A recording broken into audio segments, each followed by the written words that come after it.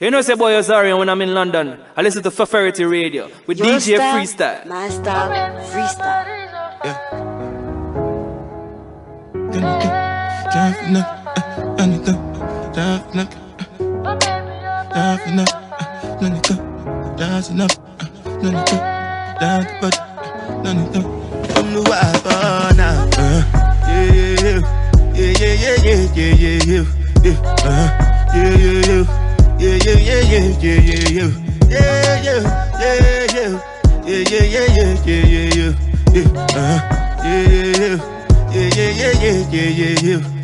This one I better do with the jabata. Me, I no get time, I did that, da.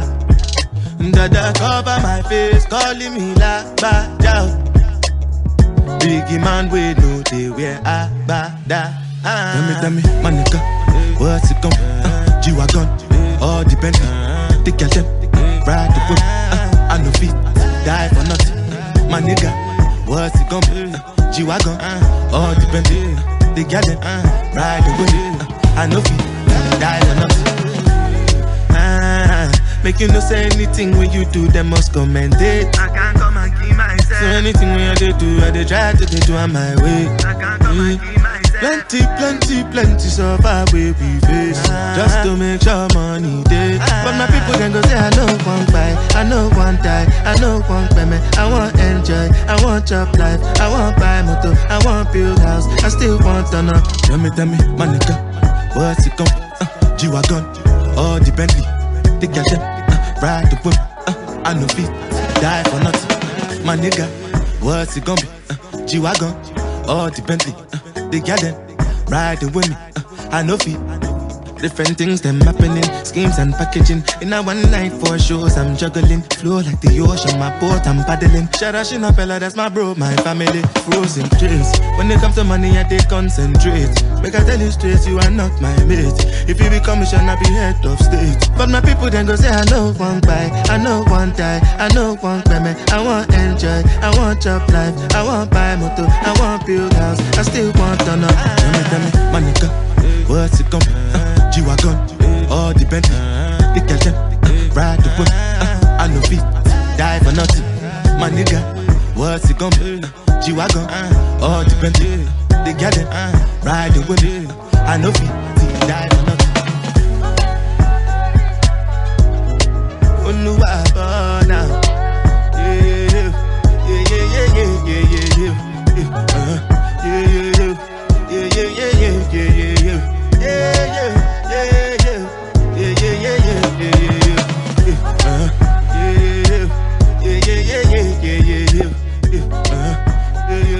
Bono boy. Yeah.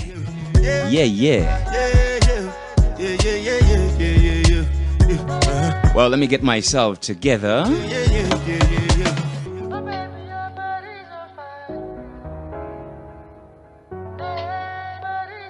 And welcome to Feferity Radio. What are you saying here? Weekday except for Mondays 6 to 9 with me, Freestyle. Some people say DJ Freestyle. Well, I do a lot of things actually, but let's say Freestyle. I do really appreciate that. Let's take one more track before my conversation with Andrew Mohammad, the investigator. He is a founding director of Real Talk, Real Action Limited.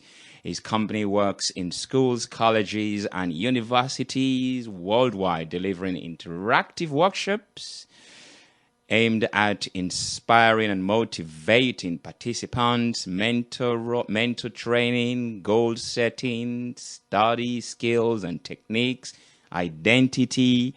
And here are some of his clients, which are the TCES Schools Network, Leeds Metropolitan University, Brent Council, Bang Radio, Channel 4, BBC TV, and the Institute of Education. He's got a lot of credentials. Also, Andrew Mohammad is a founding director of the Westside Young Leaders Academy. That's the WYLA. But before I speak to Andrew Mohammad, I'll get myself together, get my water and things like that. Let's all listen to the beautiful sound of Roy Ez, I Am Your Mind.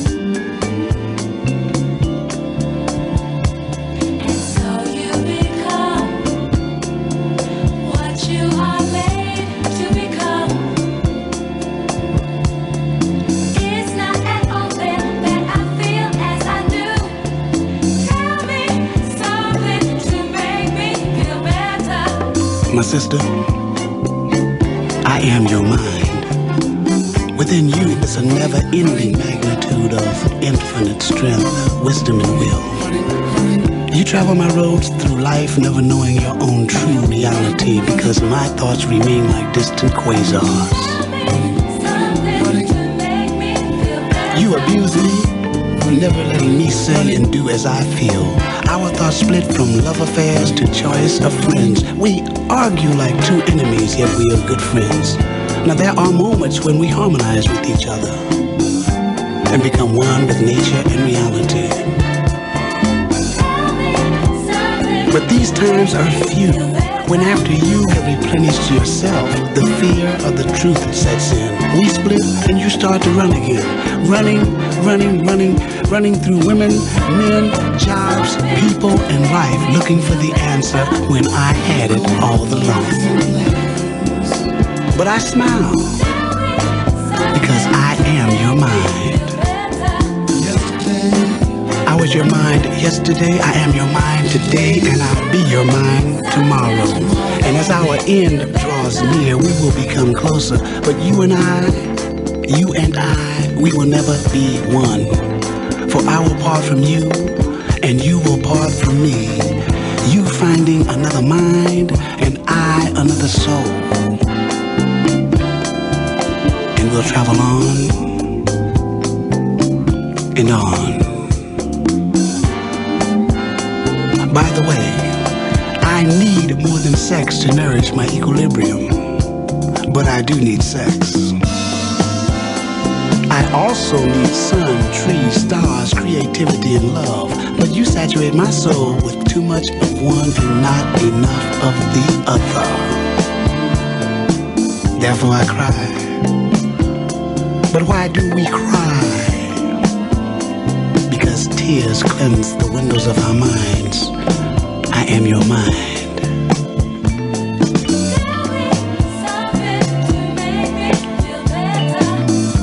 All your thoughts inside your mind, wanting to be free. Well, now you've got the chance to let your mind grow and be free. Because the music is just trying to say things to free your mind. And if you let your mind be free, then you can understand mine. There's no need to be afraid of me. I want to be your friend. I'm just trying to give you music from deep, deep, deep within.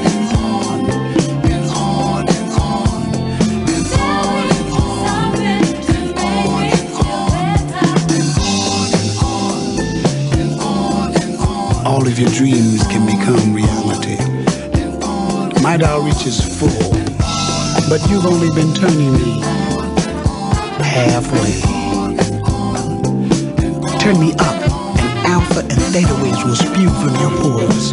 Knowledge, peace, happiness, and prosperity will be placed at your feet.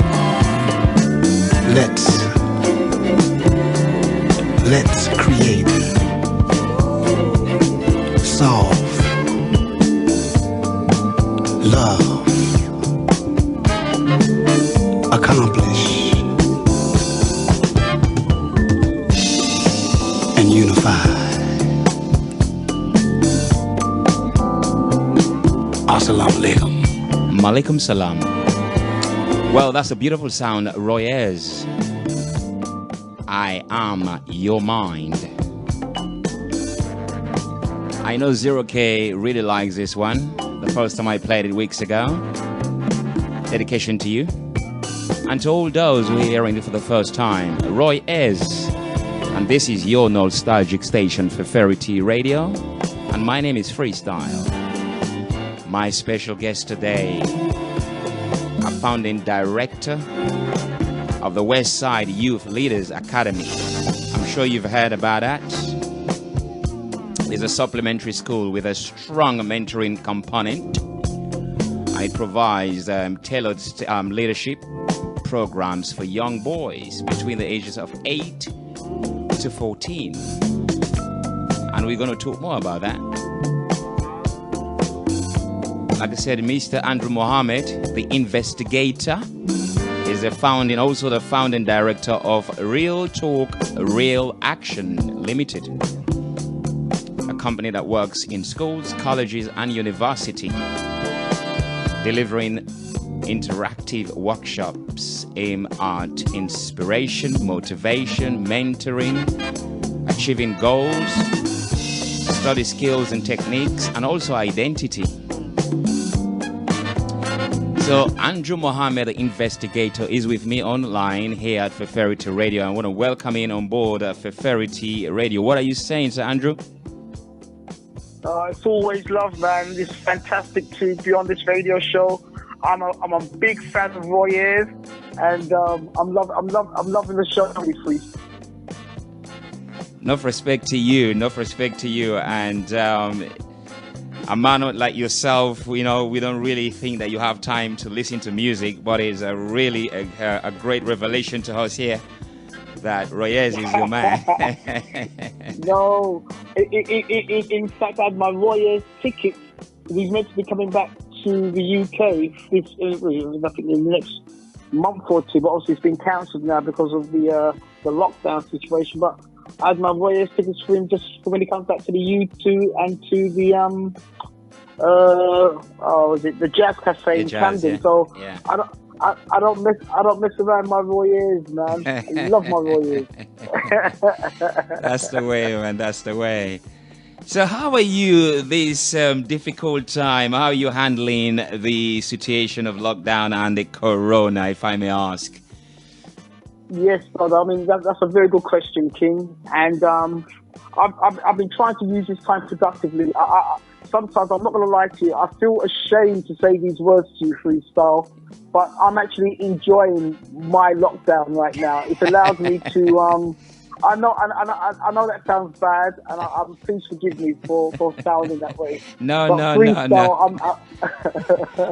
I'm enjoying it. You know, I'm enjoying it. It's giving me a chance to learn new skills. Yeah. It's giving me a chance to take my work in an area that I should have taken it a long time ago. Yeah. And it's allowed me to meet. Believe it or not, I'm more busier now during the lockdown than what I was during the time when I was doing a lot of running around and going to various schools and colleges and what have you. Okay, but at the same time, Freestyle, we may talk about this later on in the interview.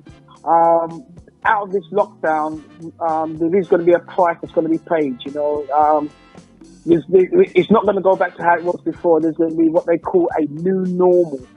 And so as much as I'm enjoying my lockdown right now, I know I've got to be prepared for the new normal on the other side of the lockdown.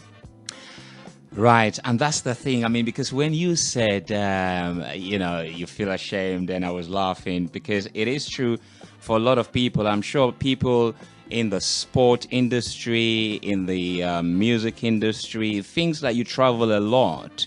you know, from place to place, office to office. I think this is a good opportunity to bond with things domestically. And even for myself, I've got so much LPs, records, you know, you don't really play them now. You just use your phone or your laptop or iPad or something, and you've got the Spotify, you know, you can subscribe to, and, you know, you get all your stuff. And it gives me that time to kind of find this old love, this kind of, I want to say just romantic, but I don't believe in romantic. I'm saying the African-tic. That's kind of feeling, you know, I mean, that nostalgia, you know, playing with your LPs, the you know, nostalgia, you know, I mean, I'm like, whoa, you know, it is a good thing for a lot of people to discover new ways, new talent, new skills, new things that that's been hidden in the house, for example, in places that you don't normally would look because there's no time. So it is somehow good, you know. Yes, it's a beautiful time to catch up on things that you didn't have a chance to do before. And now you're placed in a position whereby you've got the time. Let's take it. You know what I mean? As you said, there may be certain albums that you have not heard for a long time that now you can investigate. Or you can, I'm more of a visual learner. Right. So watching films is like studying for me. Right. So it allows me now to literally go into certain films, go into certain visual information that can educate my mind and literally take me where I need to go. So, you know, I personally believe that if we shouldn't be the same person that we are when we came into lockdown, we should not leave the same person when we leave the lockdown. You know, that period in between could be a period of change. I mean, what do you mean, though, we shouldn't be the same person? In what aspect are you referring to? Change? Good question. Yes, I mean, in terms of our appreciation of life, our gratitude, trying out new experiences at home or within yourself, learning more about yourself, appreciating what we had before the lockdown should really make you change within yourself and, you know, become more appreciative to make sure that, you know, we spend time with family, learn new skills. As I said before, I'm learning new skills every single day during this lockdown. Yeah. And so the person I leave, when the lockdown goes down, the person that I came into lockdown should not be the same person I leave when this lockdown comes to an end. I want to be a new, more appreciative person. Yeah. In terms of acquiring new skills, and because the thing is, I mean, absolutely, you know, there is this fear that when you talk about change, and because I see this lockdown as a long-term holiday, you know, like when you take, like, some people don't take their holiday every month, so they take it every year, so they have like a long holiday, a month or 6 weeks or something. So I look at it like that, where you go places, you do the things you don't normally do. However, though, coming back into, I've had people talk about, you know, normal. Now, normal is being questioned now, whether we're going to go back to normal. But when we return back to work, isn't that things going to be as normal, where we're going to be so engaged by doing things on the outside and also leaving things in the inside undone? Is it not going to be same thing, even though we have acquired new skills, new techniques, maybe new patience, you know, and things like that, how to really be in your own company, because it's not something that many people, none of us are used to, being in your own company, you know. So, but isn't that if we go back, that things are going to be just the same, where we forget to do the washing up today, you know what I mean, when I come back from work and I forgot to do the clothes today and things like that. I don't know, what do you think? I personally believe that even if you do go back to work, quote unquote work, please let us go back. I think we could I still think there's room within your circumference, or room within your schedule, whether it's mental or physical schedule, to really, you know, reflect about how you're going to go forward in that job. And how are you going to use your talents? How are you going to use your new skills? How are you going to use your time more effectively when you're not at work? You know what I'm saying? I still believe there's so much ways that we can literally use this lockdown to change us for the better, you know, and try not to go back to the same old routine. Because personally, for example, it's my work, obviously. I teach a lot of young people. Yeah. And this in this so-called new normal, they're going to have to be more, how can I say, more courageous, have that attitude of success, be willing to take new opportunities. Because back in the day, obviously, as long as you went to college, maybe get a degree, you're guaranteed to get a good job in a corporation. Those days are now over, brother.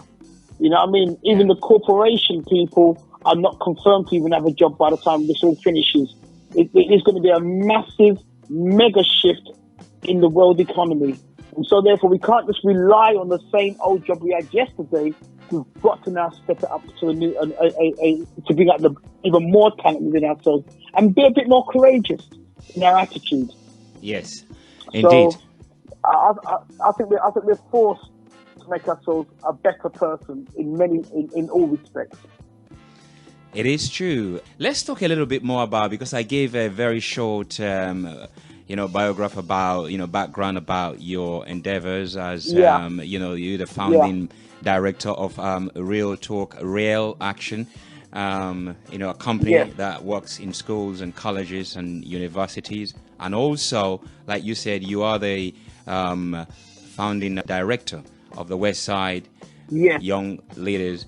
Tell us a little bit more before we go into, how you came to establish those foundation, please. Yeah, thank you very much for that, brother. Yeah, thank you very much, Freestyle. Basically, I went to school, grew up in London, went to school in London, very good in my primary school, lost potential. But when I got into my secondary school, things kind of changed. I became not a bad pupil, but I became less focused in class, wanted to run the street with my friends. And to cut a long story short, I so-called underachieved academically in my school. And I had no plans for a future. I had no aspirations for a future. I just wanted to get a 9-to-5 job, make it as easy as possible so I could still party on a Saturday night and then just chill out on a Sunday, you know what I'm saying? So I had no real aspirations as such. I went to sixth form, failed all my exams there. But then I'm blessed to have a fantastic brother who believed in me, who became like we didn't use the word mentor back in the days, but he was like a mentor for me without using the word mentor. And he dropped some jewels of wisdom. He dropped some science on me, and he dropped me 1 or 2 books on my culture, my history, plus positive books about self-realization. And by reading 1 or 2 of those books, it blew my mind. It made me appreciate, in truth, how ignorant I was and how proud I was in my ignorance, if you know what I'm saying. And it changed me, brother. And I went back into college, this time with a different mind state, this time with a different self-belief. And Freestyle, I'm not trying to boast. I smashed every exam going. I got straight distinctions on everything I put my mind to. And it made me realize that, hold on a minute, I'm the same person who failed all my exams, and now I'm the same person who's getting straight distinctions in every exam they gave me. What was that change? And I realized it was a change of my attitude. Right. It was a change of my attitude. And that's why I understood that attitude determines altitude.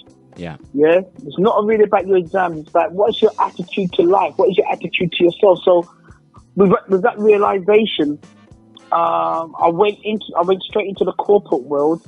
I worked in the city. I was earning good money, but I found that my life was still depressing. And then I realized, Freestyle, it wasn't about the amount of money, because we believe the lie, many of us, that as long as you got lots of money, your life is happy. I had money and I had no responsibilities. I was still living at home with my mum and dad, so I had no bills to pay. But I realised is not me. I'm not getting any satisfaction in doing this job in the city. And I decided to leave. I had children by that time, and I was home educating my children. So I didn't want them to grow up as ignorant as I was and leave school not knowing who they were. So I went to home education. Yeah. It is very interesting you talk about the attitude being the catalyst of your change by changing your attitude. Yeah. And then you said that because you didn't, like, some people will look at the schools as the schools have failed them. But in your case, it was not like that. You just like you wasn't concentrating. No. Your attitude wasn't right for that particular time in school. Yes. But how come then that you now had children and you decided to homeschool them? Yes, I believe that one of the ways in which I had a bad attitude in school was because the school curriculum didn't relate to who I was as a young black man in London. I said, you know what? This is when I'm looking back at my life. I didn't know this at the time, but when I sat down and done a post-mortem of my school experience, I realized that when I started school, I was bright, I was curious, I was inquisitive. Yet 7, 8, 9, 10 years in the system, what had changed my curiosity level? What had changed my need to know and understand? And I realized that, and I'm not blaming individuals in the school, but I realized that the school system wasn't catering to keep me inspired in learning. And that's what I meant when I said I didn't want my children being in a system where they are not inspired to learn. And I connected with some other brothers and sisters who felt the same way as me. And none of us were qualified teachers, Freestyle. None of us was. Yeah. But we hired out a small church hall, and we literally educated our own children all together. You know what I mean? I was good at English and history. Another one of my friends of the parents, he was good at maths and science and so on. So we moved children from one to the other. You know, we literally had classes, and Ofsted came to inspect our children. Right. And they found that they were 2 years in advance of the national curriculum. Were you guys? And we were Were you using part of the school curricula to have a kind of structure to, or not? Well, we basically devised our own curriculum.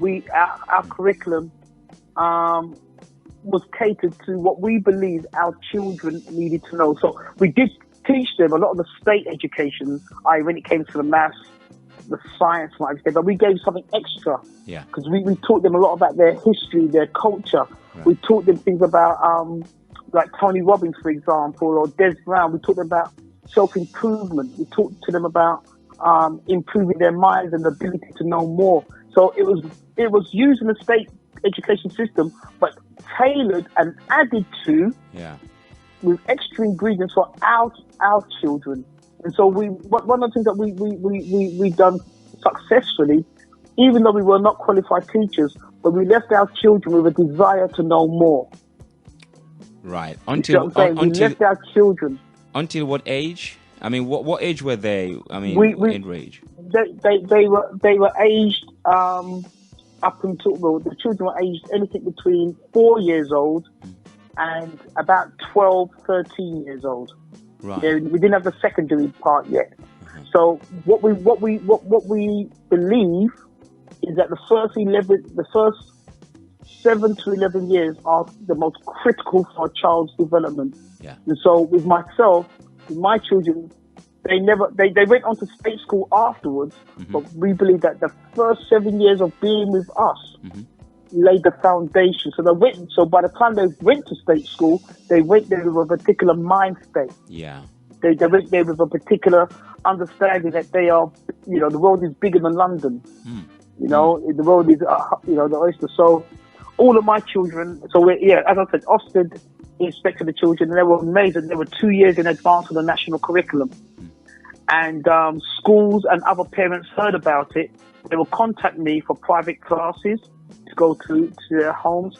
and that kind of really picked up. Then schools were contacting me because the children who are working with were going back to their schools with an inquisitive mind.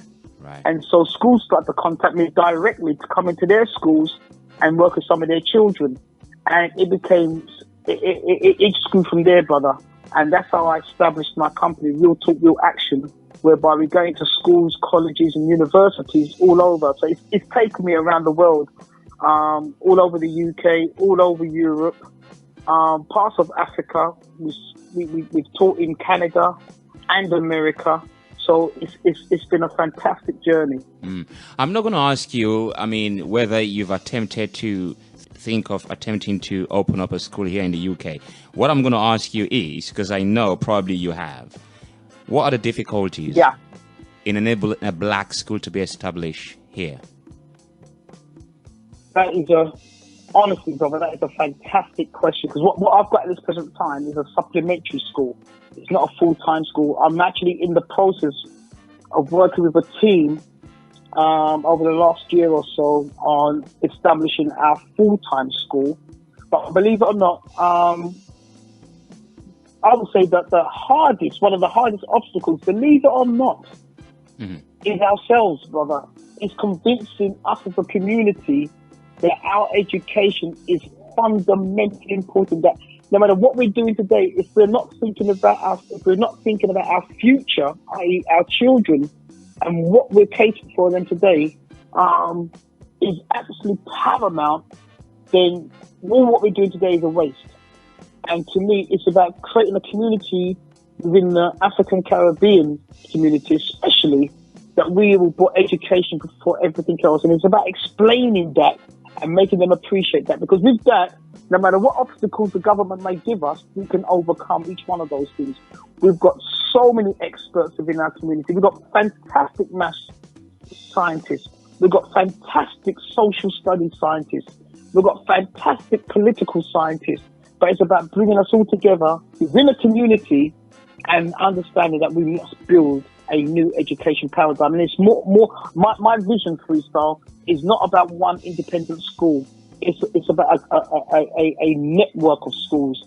And in truth, it's not necessarily a black school, to be honest with you. It's schools of excellence.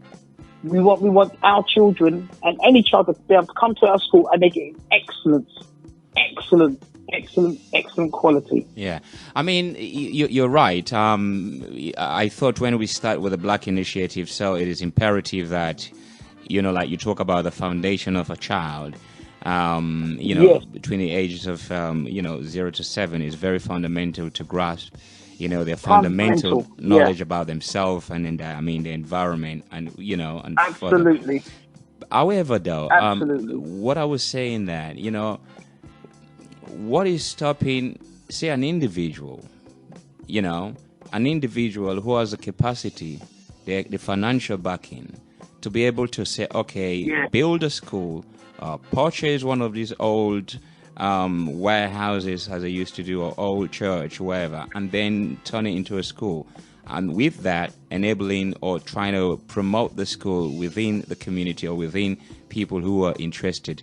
What is stopping individual blacks who have the economic, who are in the economic position to be able to do something like this? Specifically, like open a black person open a school, for example. Yes. Would you believe it, brother? That a few years ago, I think it was about 5 years ago, I was a part of another group on the basis of taking over a state school or a state side school to create our own black school. And you know what, brother? And this is where it goes back to your first question about the obstacles. This is where one of the major obstacles came up, because we personally believe that, especially when it comes to African and Caribbean children, black children, we believe that the state has let them down. All these years of them so-called underachieving academically it's not even necessarily just down to them.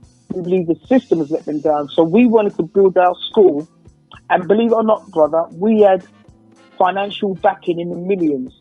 This was not no small community school we're looking at. we had financial backers that said, just choose a school and we will fund it for you. I mean, I was physically there in those meetings. And you see, to open a school like that, we had to go to the so-called black areas. Yeah, if it really wanted it to be supported by our community. And believe it or not, the councils in those areas refused to negotiate with us in us buying a state school and us actually running it. And they said, listen, if you became successful in running your school in the same area whereby the black children have been underachieving for 30, 40, 50 years, politically, what do you think will happen to our council? Is that what they said? The mothers and fathers, that's what they said. They said, we will not give you the permission. They didn't say it in exactly those words, but basically that was the discussion.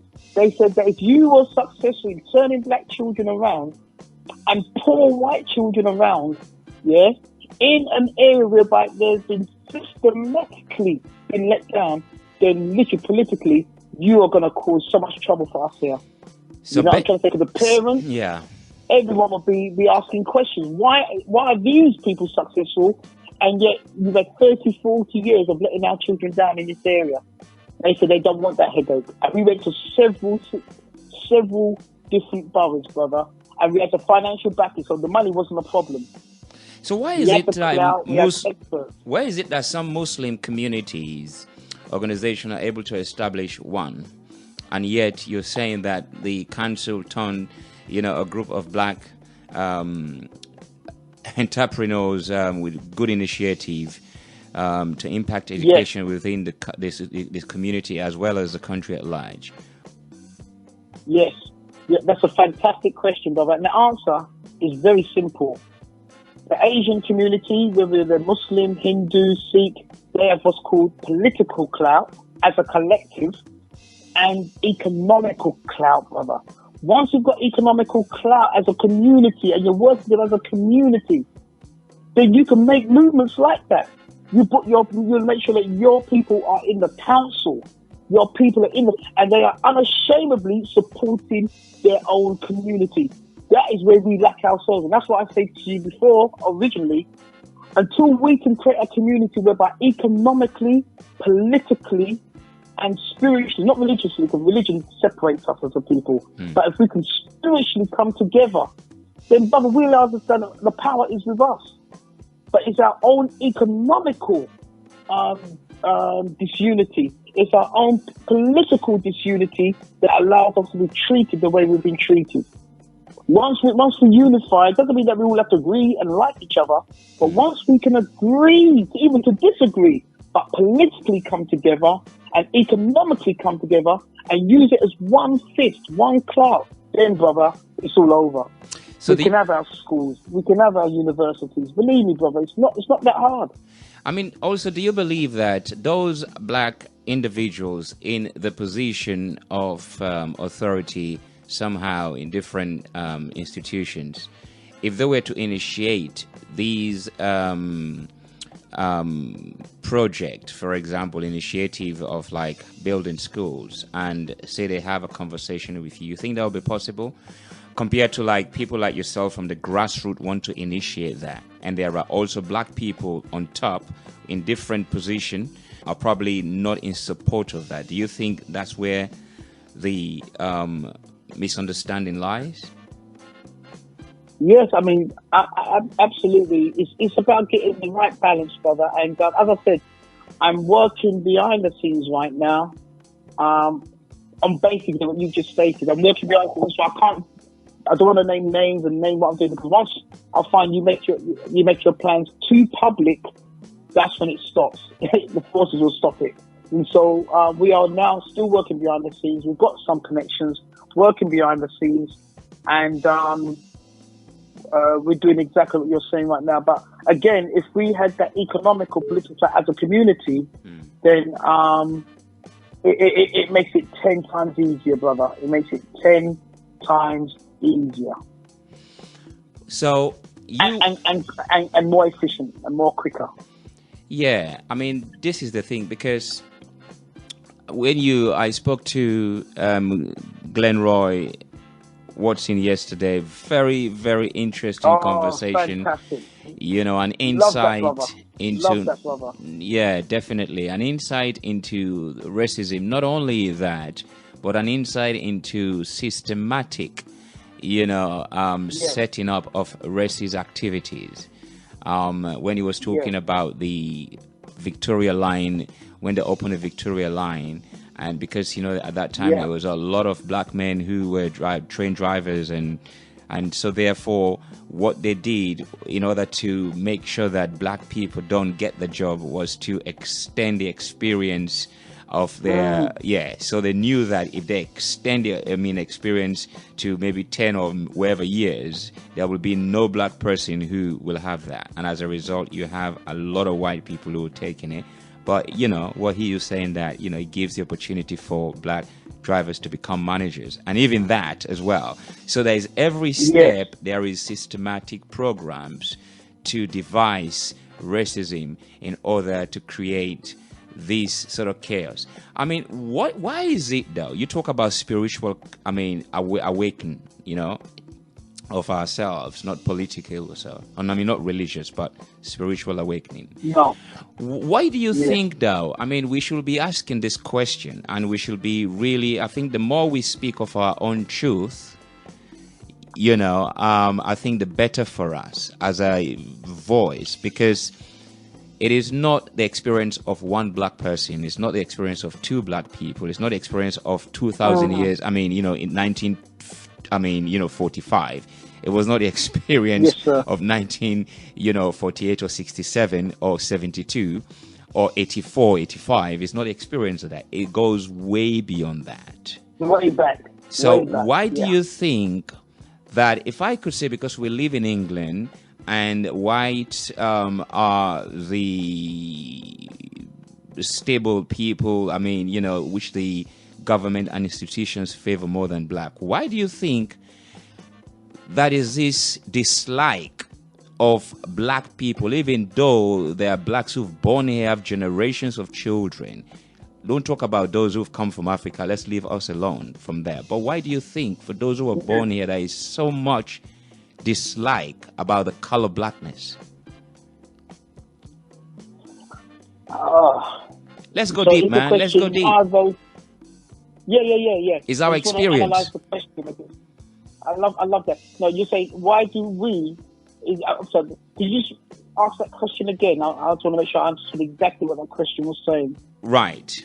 What I'm saying is, the racist behavior, the misrepresentation, the misinformation, the lack of black history in schools here is deeper. It goes schools, in schools. What I'm saying is, in all areas, you know, if you want to look at music. But what I'm saying is, why is it that those who are born here, the blacks, it's not like we're talking of 1948. We're not talking of 1948 that blacks were born here. We're talking of way back.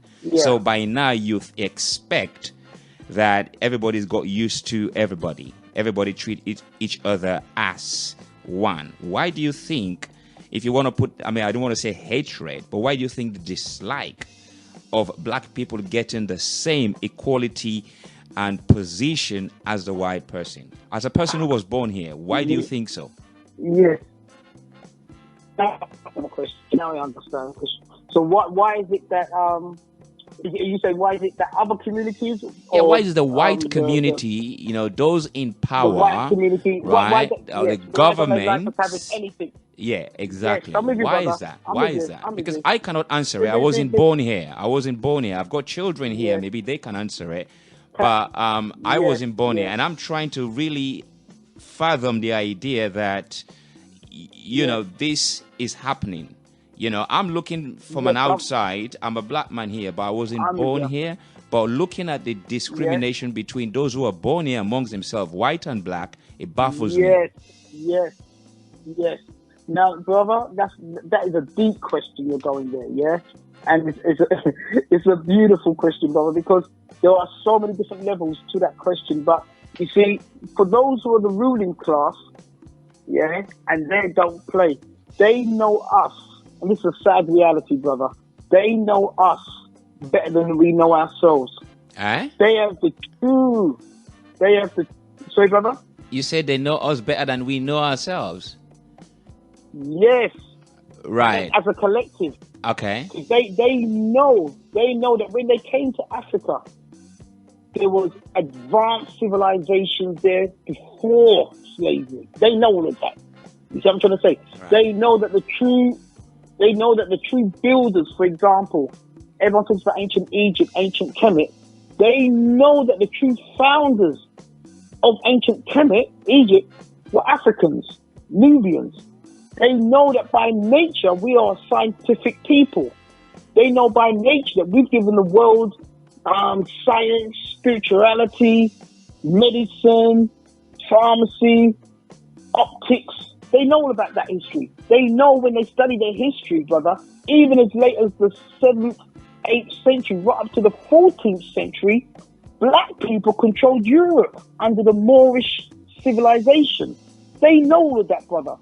You cannot be a master mason, a Shriner Mason, unless you've studied black history for at least 10 to 20 years, brother. So they know the founders of civilization. They know us better than many of us can even know ourselves. So they know that if they gave us a chance to be the people that we could be and go back to our ancient ways, brother, it's all over. We will literally destroy the system they built up. They know that their power is based on us staying asleep. So they don't want us to have anything, brother. We could even create a little Zoom meeting and two people will come and destroy it and Zoom on it, because we can't have no unity. And so what they've done, these are the wicked wise ones, they have fed misinformation to their own people about what black people are really about, what African people are really about, to make sure that they hate us without even knowing us, brother. So therefore you'll find that it cascades right down through society. Don't allow African people, whether they're born abroad or whether they're born in the UK, do not allow them to unite. Do not allow them to come together, because if they do, they are by nature rulers on planet Earth. By nature. By nature, brother. So they have destroyed not just us here in the UK, they've destroyed Africans too.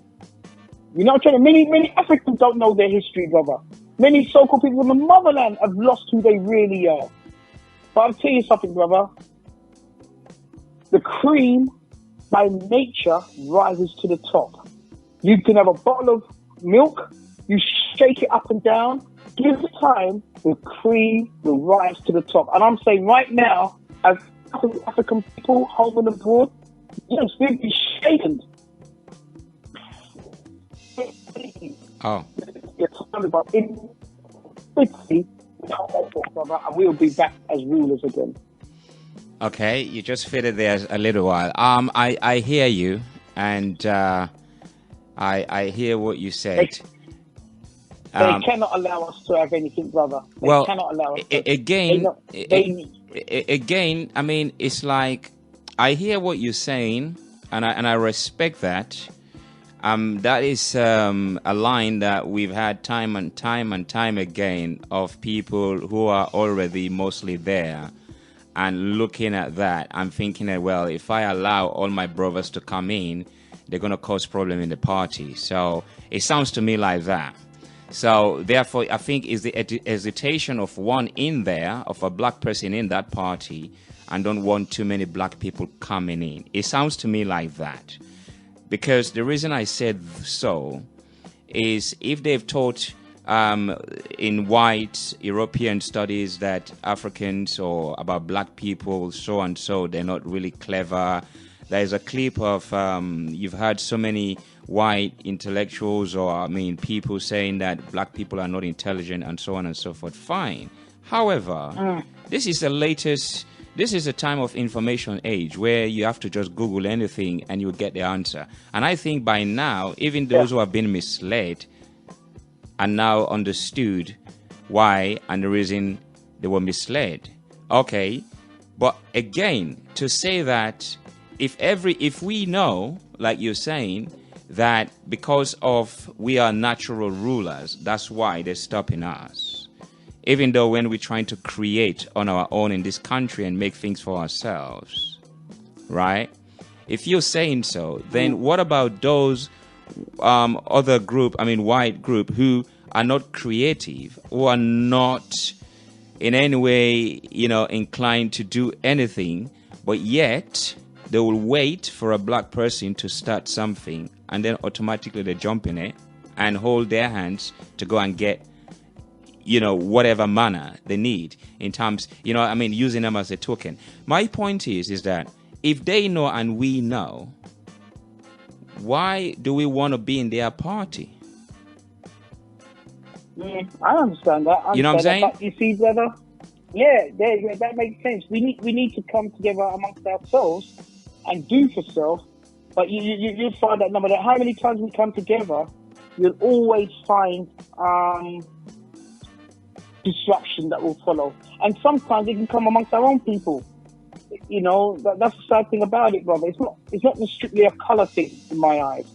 You'll find that literally, if you've got that European mentality, even in it being a black body, you can be the agent within your own self of destruction amongst us. So it's to me, it's more than just looking at the colour of the skin. It's more of the content of the mind too. And I personally believe that if we can teach and make available the trueness of our history and the trueness of our spirituality, that is going to be the main agent of change, brother. I really do sincerely believe that. But they don't want, I'm talking about the ruling powers, they don't want that to take place. It would shatter their status quo. Okay. Talk about, because the president for the 100 Club Global, tell us about that 100 Club Global. The logo or the group? The group. Yeah, the group. Yeah, because you're the president, isn't it? Yes, that's right. The 100 Club is a group of businesses and individuals that have come together, and we're using the teaching of the Honourable Marcus Messiah Garvey as a foundation, and that is for us to create businesses to support each other. And whether you've got a business or not, if you haven't got a business, support black businesses. If you've got a black business, support each other and give each other discounts, patronize each other, and put a certain amount of that money into a pool that can start building things that we need within our community. As we spoke about earlier, finance schools, offer apprenticeships to young black boys or girls who have left school, give them an opportunity to learn a trade. So it's about supporting each other financially, that we can then give opportunities for our children coming up after us. That is what the 100 Club's about. And we personally believe, with the ethos of the 100 Club, that even if we got 100 of us seriously together working on that basis, we can cause a major shift and change in London. When was that formed? It was formed, I would say, approximately 2 years ago, and that is one of the vehicles we're using to start our own school. Yeah. So it's a step-by-step process, brother. Okay. What's the name of the school? The one that, as I said, we've got the supplementary school now, which is Westside Young Leaders Academy. Yeah, but we've also got an Eastside Young Leaders Academy, a Southside Young Leaders Academy, a Milton Keynes Academy too. So it's not just one place. We have several dotted all over. Okay. And how many? Behind the scenes, we're working on our full-time school, which obviously I'm not going to put on the radio yet until that's been locked down. Yeah. Okay, fantastic. Well, we're here waiting. How many children altogether do you have in the elementary? Supplementary, sorry. Supplementary, yeah. We're looking approximately, if I put all the academies together, you're looking at about 900 children. Oh, 800. Okay, that's really good. Yes. It's serious, brother. I said that it's all underground. We're doing our stuff, but yeah, we're in the hundreds. If we put our academies together, we're literally in the hundreds. Right. I mean, it's good to be talking about it. I mean, and promoting it in the mainstream so that people get to know. And because looking now in terms of do you look at policies for schools and in relation to the new RSC? The religious, Can you say that again, brother? Do you look at, have you looked at the new policies for school, which is the RSC? This is the Relationship and Sex Education. Okay. I must say, I've not studied it. Obviously, I've seen elements of it based on the media and what have you, okay, but I've not studied into it. What do you think about teaching children from the ages of 4 about relationship, sex, and education? Yes, I mean, to be honest with you, brother, we're gonna have to. Whether I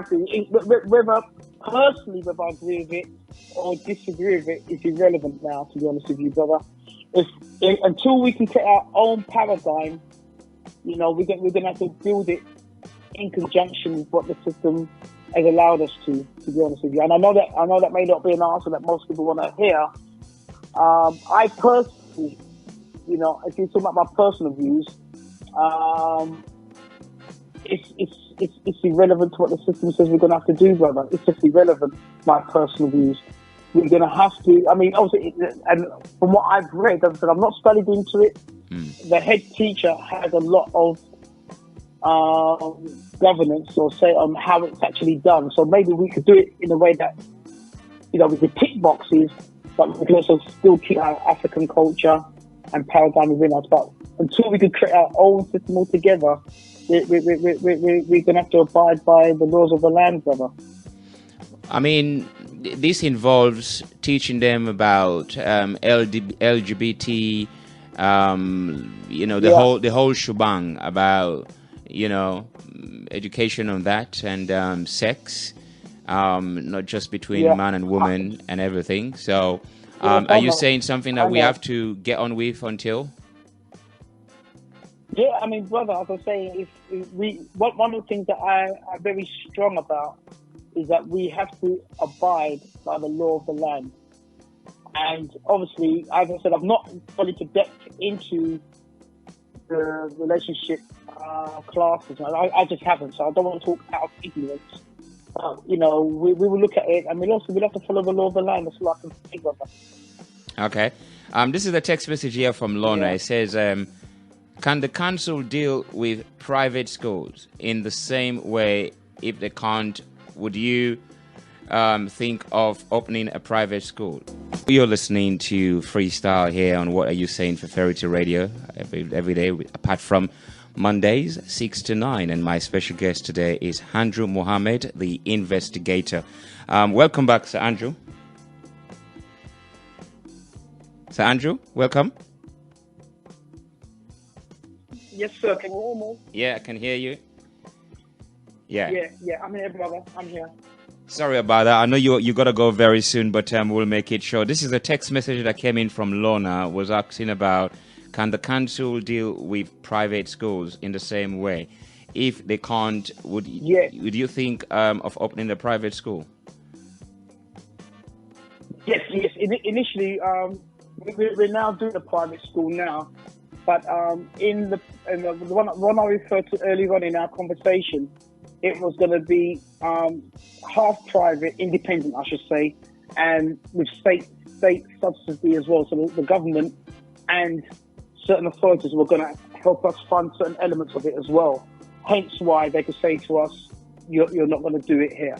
Because the original business model we put together with the financial backers that we had, it was based on, obviously, entitled to it, getting state funding too to help run the school too. Because it was going to be a proper state-style school with hundreds of pupils. We wasn't thinking small at all. Right. We were thinking about hundreds of students.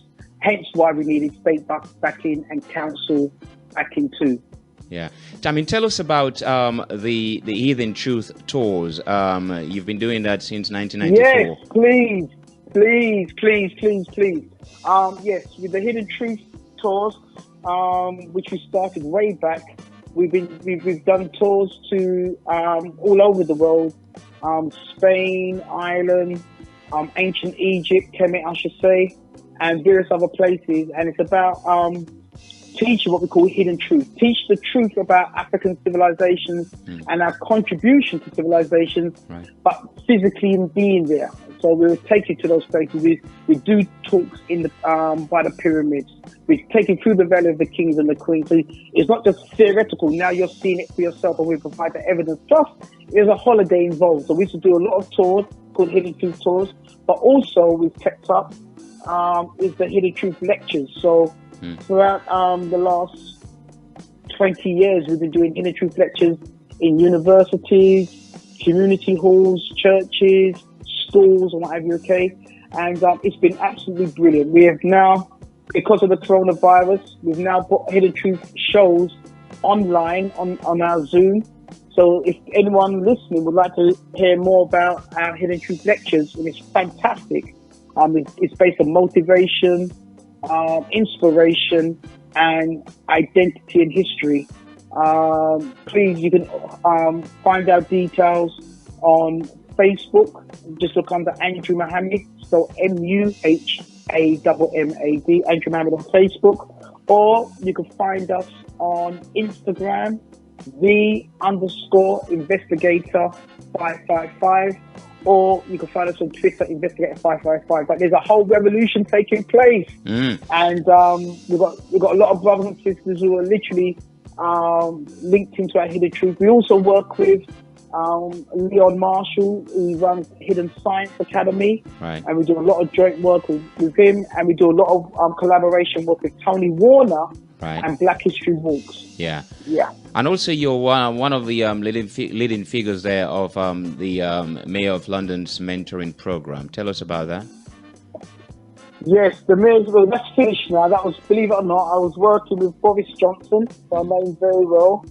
And we created with Ray Lewis being at the helm of it, we created a mentoring service whereby we trained mentors from all over London, and local authorities will send, and it was aimed at young black boys, specifically young black boys, to be mentored in the various areas in London. The mainly areas where they found that they had a lot of so-called street activity taking place, you know, and so we were training up mentors within the community, and that was a very powerful initiative. However, it could have been, they should have involved some of our organisations that have had a good track record of doing this work, like the 100 Black Men and whatever. Okay, and now that was above my level in truth. But certain powers that be did not include very good organisations that had a good track record, and so therefore it wasn't as effective as it should have been. But you know, a lot of good work was done, and a lot of lives were saved. Tell us about the theme. I think the 500 years later. Oh yes, that was a film that was put together. I forgot the filmmakers now. Fantastic young filmmakers. They made a documentary type film dealing with is based on the 500-year anniversary of so-called chattel slavery. And basically they spoke to experts all over the world, you know, from America, from the motherland, from here in Europe, from whatever you say, and they put it together in a fantastic documentary. It was actually in mainstream cinemas at the time. It was just really for us to be able to look at the price that slavery took, but also looking for 500 years in the future. What lessons can we learn from our 500 years of slavery? But what lessons can we learn, and how we can make our communities a stronger and viable community? And tell us about your book, Free Your Mind, the award-winning. Yes, my book Yes, you know more about me than I know about myself, brother. I'm not a white guy. I wasn't going to mention any of this. You do your research, brother. You do your research, because I wasn't going to mention any of this. But yes, my book, Free Your Mind, you know, as my business, Real Talk, Real Action, took off, financially, it's done me very well, to be honest with you. I can't lie to you. Financially, it's done me very well.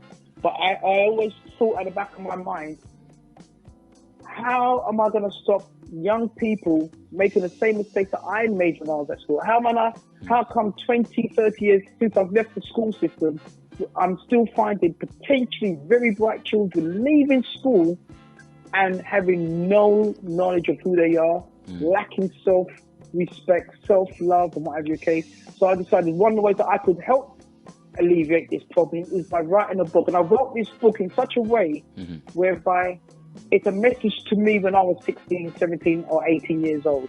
I wanted a book that's so very easy to be read. I wanted it to be, as the children, as young people, and as parents, just anyone reading it, is like they're having a conversation with me. So I'm not trying to be too highfalutin. I'm not trying to be too technical.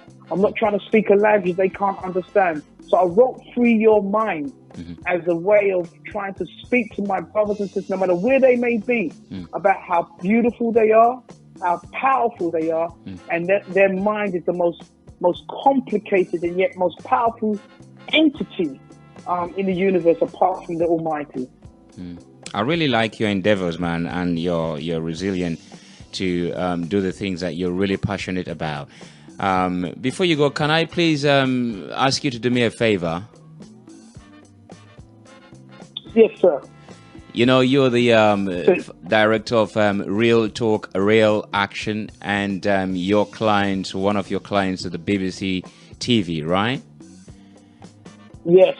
If you could do me a favor, I mean, you know, if you haven't asked them yet, because just say that Freestyle is tired. Freestyle and all these grandparents are very tired of watching, when it comes to Black history, something about the Windrush, or if not, slavery. Tell them to please show us our history before the Romans here in this country and in Europe, please.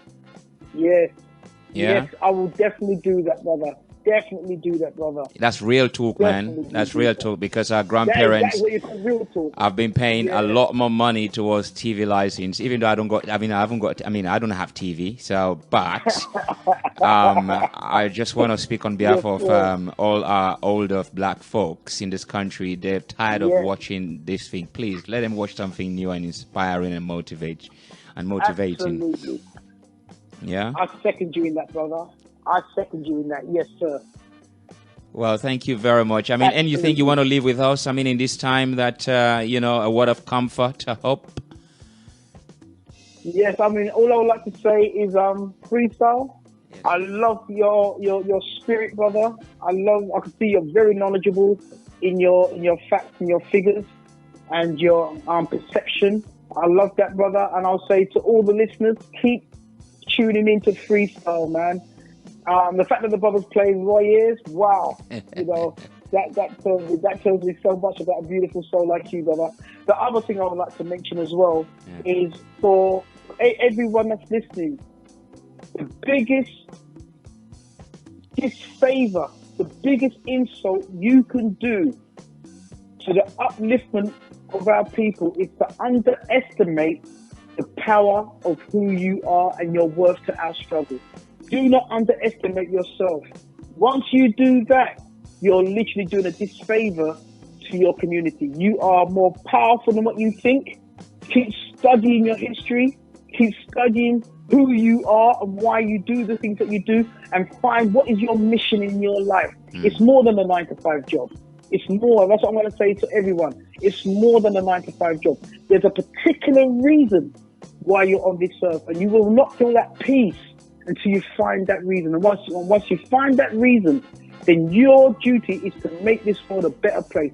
Make sure that when people meet you, they feel more inspired, more loved than before they met you, man, because you're on your mission and you're doing your work. Because whatever happens, we are going to get back to how we were before in the past. And you know what?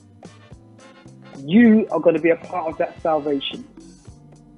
Well, I mean, I was going to say, Assalamu alaikum. I'm not sure whether you are a Muslim. Yes, walaikum salam wa rahmatullahi wa barakatuh.